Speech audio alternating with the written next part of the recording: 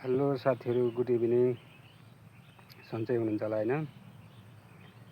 यो चाहिँ भुटानी जुई, यो 12 मास फुल्छ प्रायः जसो। यसलाई चाहिँ मैले भुइँमा रोपिदिएको छु। यो चाहिँ मेरो मदर प्लान्ट। यो प्लान्ट भर्खर 2 वर्ष भयो यो आएको, नयाँ प्लान्ट हो। 2 वर्ष पनि भएको छैन होला। यो मैले बेलबारी पारवाङ नर्सरीबाट ल्याएको थिएँ।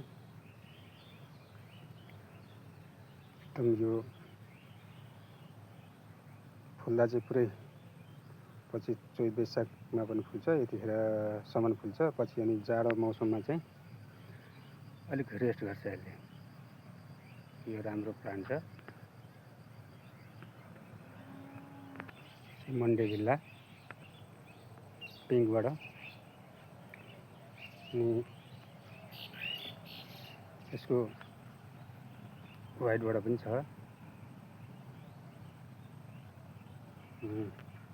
अरू रेडबाट पनि आएको छ अहिले। यो चाहिँ एकदम आकर्षक देखिन्छ यो फुल्दाखेरि। फुलिरहन्छ प्रायः जसो यो पनि। यो चाहिँ अपराजिता निलोबाट, यो पनि प्रायः जसो 12 मास फुलिरहन्छ। यो चाहिँ भगवान् शिवलाई साह्रै मनपर्ने फुल अरे। यो धार्मिक प्राण पनि भन्छन् यसलाई। यो असार, यो बर्खा महिनामा चाहिँ अत्याधिक मजाले फुल्छ यो। पछि फुल्न त 12 मास फुल्छ यो फुल्न पनि, तर जाडोको मौसममा चाहिँ यसले पनि अलिक रेस्ट गर्छ। यो चाहिँ सेतोबाट अपराजिता। यसको पिङ्क पनि रेड पनि हुन्छ अरे, तर मैले चाहिँ अब खोजिरहेको छु, अहिलेसम्म मैले पाएको छैन। त्यसको पनि बिरुवा ल्याउने सोच छ मेरो। यो पनि साह्रै मजाले फुल्छ यो लाइट पनि। मैले चाहिँ यसलाई गमलामा रोपिदिएको छु अहिले। यो एकदम मजाले यसलाई बाँस गाडेर मजाले बनाएर यसलाई रोपेको छु। यो पनि प्रायः जसो 12 मास फुलिरहन्छ। यो चाहिँ गार्लिक भाइन।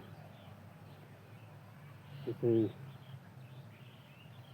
पछि जाडो मौसमको अन्तिममा फुल्छ। यो 2 पल्ट फुल्दो रहेछ। यो जाडो मौसममा एकताली फुल्छ, पछि चैत वैशाखमा फेरि एकताली अलिक पातलो फुल्दो रहेछ। यसलाई पनि मैले गमलामा रोपेको छु। यो 8 इन्चीको गमलामा छ। यो पनि राम्रो, एकदम राम्रो फुल्छ यो। यसको फुल एकदम आकर्षक देखिन्छ। त्यो चाहिँ बगानबेली। मैले यसलाई ह्याङ्गिङमा बनाएको छु। यो पर्पल कलरको यो बगानबेली हो। यो पनि राम्रो फुल्छ। यो फुल्दा पनि यसको फुल चाहिँ धेरै बेरसम्म अडिन्छ। मैले यस्ता 2-3वटा ह्याङ्गिङमा रोपेको छु यसलाई। मलाई ह्याङ्गिङ प्लान्ट चाहिँ साह्रै मनपर्छ र अरू पनि रोपेको छु मैले। यो ह्याङ्गिङ सकुलेन्ट, यो पनि राम्रो फुल्छ। यो पछि चैत वैशाखमा फुल्छ। यो पनि एकदम राम्रो फुल्छ। यो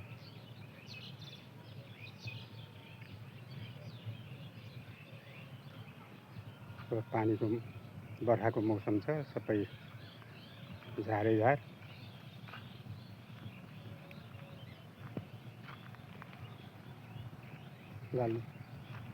लालुपातेको मेरो मदर प्लान्टहरू चाहिँ यसलाई भुइँमा रोपेको छु मैले। लगभग 10-12वटा बोट छ मेरो यसको। राम्रो भेराइटीको छ यो। मैले यो इन्डियाको मिरिकबाट ल्याएको थिएँ यो यसको बिरुवा, अनि यसलाई भुइँमा रोपेको छु अहिले मैले यसलाई मदर प्लान्ट बनाउनको लागि।